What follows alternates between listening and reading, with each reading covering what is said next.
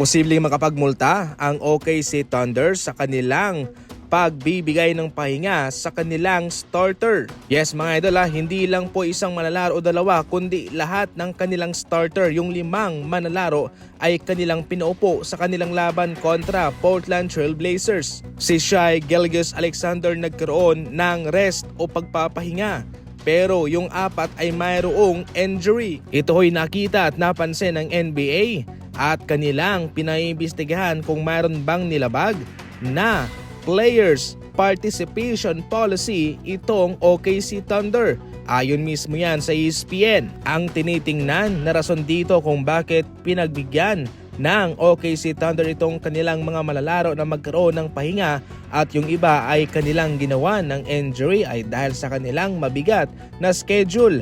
Back-to-back sa Denver Nuggets at meron pa sa Boston Celtics mga idol. Mabigat ngayon ang scheduling mga idol. Marami kasi ang nagre-reklamo patungkol sa mga back-to-back. Mayroon namang mga back-to-back sa mga nagdang season pero ngayon mas pinarami pa. Ayon sa NBA, ang isang kupunan ay bawal na pigilan itong kanilang mga manlalaro kung wala naman silang injury. Ang problema dito ay binigyan nga ng OKC Thunder ng injury itong kanilang starting 5 maliban kay SGA.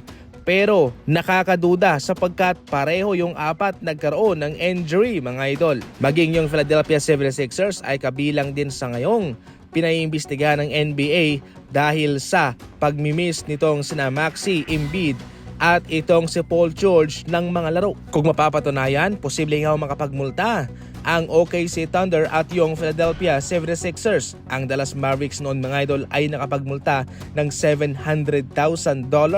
Malaki-laki din yan. Ito yung mga laban mga idol, yamado ang Golden State Warriors sa Knicks at pati ang Nuggets laban sa Washington Wizards.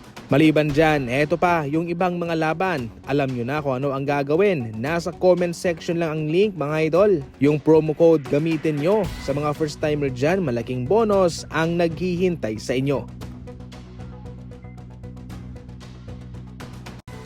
Noon pinag-uusapan natin yung Jimmy Butler effect sa Golden State Warriors. Ngayon, nag-ibang level pa itong effect naman ng Stephen Curry sa kanilang opensa. Sa kanilang laban kontra Sacramento Kings, mayroong mga bagay-bagay dito mga idol na mas pinipili pang bantayan ng dalawang Sacramento Kings player itong si Stephen Curry kaysa dumepensa sa ibang manlalaro. Sa play nito mga idol dahil nasa kay Stephen Curry ang dalawang defender, si Moses Moody, bakante at kanyang naipasok ang kanyang 3-pointer. Eto naman sa play nito mga idol, si Keegan Murray binantayan itong si Stephen Curry at hinayaan lamang itong si Kuminga na makadunk. Sabi pa dito ni Stephen Curry, bumantay ka. Mahirap kasi itong ginagawa ng Stephen Curry mga idol dahil nakaka-attract talaga siya ng maraming bantay. Minsan 2, minsan 3 pa. Kaya mayroon talagang mabubukas sa kanyang mga kasama. Kaya kitang-kita naman sa ngayon na yung kanilang mga reserba, yung ibang mga malalaro ay nagbe-benefit patungkol dito. Lahat sila ay nag-aambag at yan kung pagsasamahin yung effect ni Butler kay Stephen Curry at sa kalakasan ng kanilang bangko. Nako, siguradong unstoppable na itong Golden State Warriors.